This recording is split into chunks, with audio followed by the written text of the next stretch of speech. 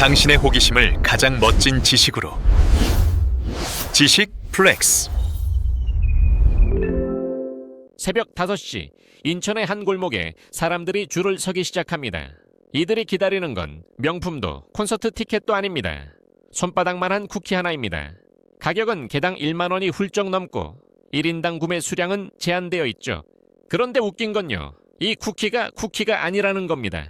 바삭함은 없고 떡처럼 쫀득하고 두바이 쿠키라면서 정작 두바이에는 없습니다. 이름하여 두쫀쿠, 두바이 쫀득 쿠키의 줄임말이죠. 2025년 대한민국을 가장 뜨겁게 달군 이 디저트에는 흥미로운 비밀이 숨어 있습니다. 완벽하지 않아서 오히려 더 퍼졌다는 것. 오늘은 그 역설의 비밀을 파헤쳐 봅니다. 이야기는 연 24년으로 거슬러 올라갑니다. 그해 전 세계를 휩쓴 디저트가 있었죠. 바로 두바이 초콜릿입니다. 카다이프라는 중동 전통 면과 피스타치오 크림이 만난 조합이었어요. 카다이프가 뭐냐고요? 밀가루 반죽을 아주 가늘게 뽑아 만든 중동식 면인데 바삭한 식감이 특징입니다. 한국의 베이커들은 여기서 한 발 더 나갔어요. 초콜릿바 형태가 아닌 쿠키로 재해석한 거죠. 카다이프에 피스타치오 크림을 넣고 마시멜로로 감싸 구워냅니다. 결과물은 쿠키라고 부르기엔 너무 쫀득하고 떡이라고 하기엔 너무 달콤했어요. 그래서 붙은 이름이 쫀득 쿠키, 앞에 두바이를 붙여 두쫀쿠가 됐습니다. 재밌는 건요, 두바이에 가면 이 쿠키를 찾을 수 없다는 겁니다. 100% 한국산 창작물이에요.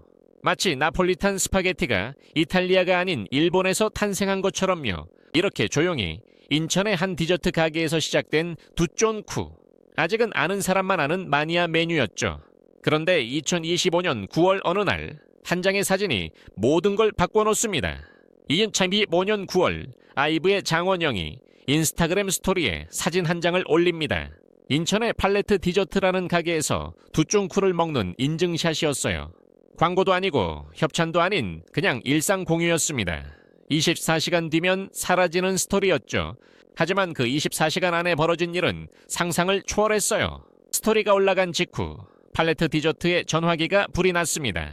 다음날 새벽부터 가게 앞에 줄이 서기 시작했고 오픈 전에 이미 당일 물량이 완판됐어요. 1인당 2개 구매 제한이 걸렸지만 소용없었습니다. 오전에 품절, 오후에 품절, 매일이 그랬죠. 장원영 효과.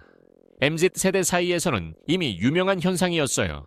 그녀가 입으면 완판되고 먹으면 품절되고 언급하면 실검에 오르는 마법 같은 영향력.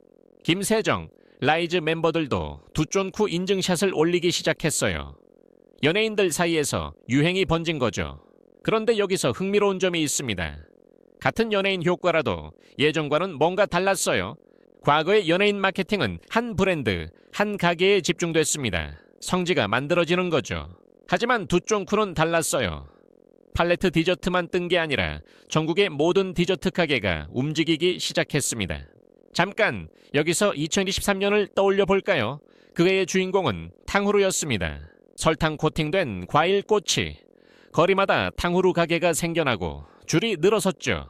하지만 탕후루 열풍에는 명확한 성지가 있었어요. 특정 가게들이 압도적인 인기를 끌었죠.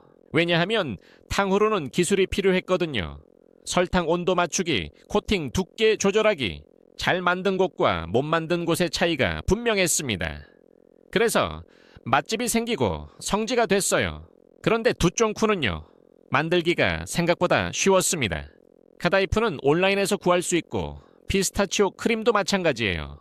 마시멜로로 감싸서 오븐에 구우면 끝. 특별한 기술이나 장비가 필요 없었죠. 이게 결정적인 차이였어요. 누구나 만들 수 있으니까 누구나 팔 수 있었던 겁니다. 동네 카페는 물론이고 빵집도, 심지어 국밥집까지 두쫀쿠를 팔기 시작했어요.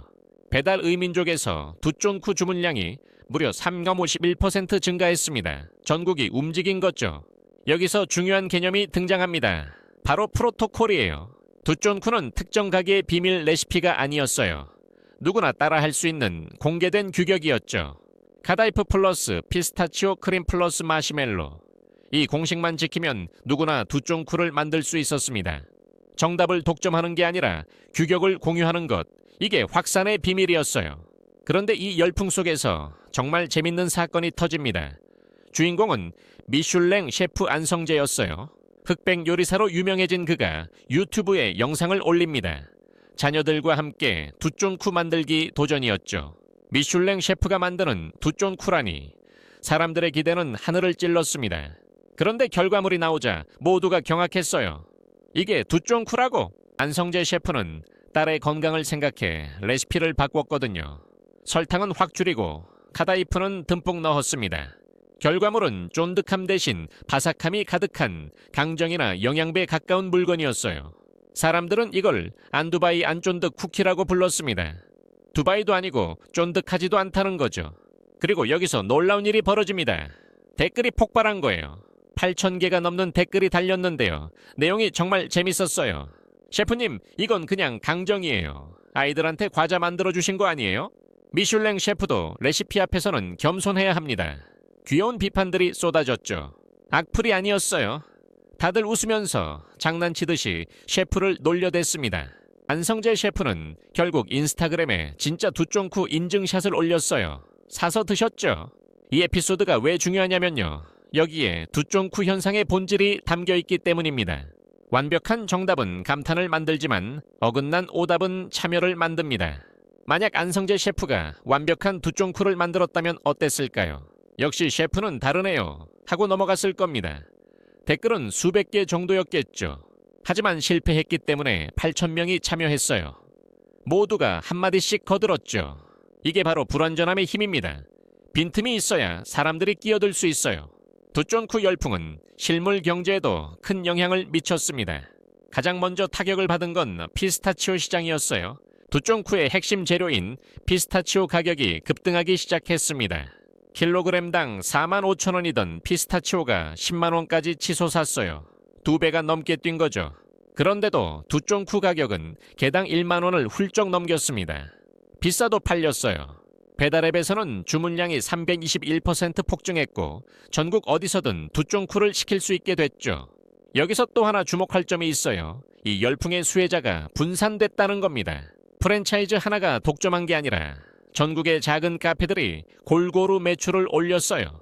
특별한 노하우 없이도 레시피만 따라하면 됐으니까요. 진입 장벽이 낮았던 거죠.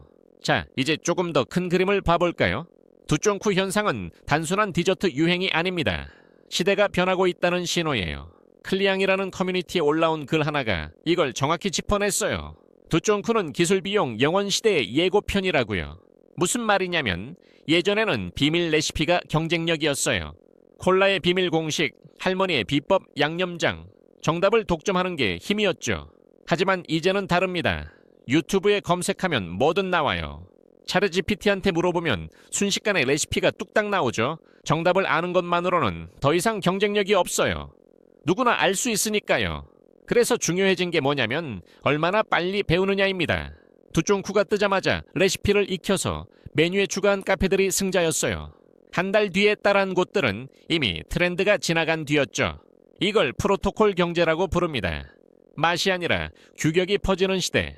USB가 전 세계 표준이 된 것처럼 두쫑쿠 공식이 디저트 시장의 표준이 된 거예요. 표준을 만든 사람이 승자가 아닙니다. 표준에 가장 빨리 적응한 사람이 승자예요.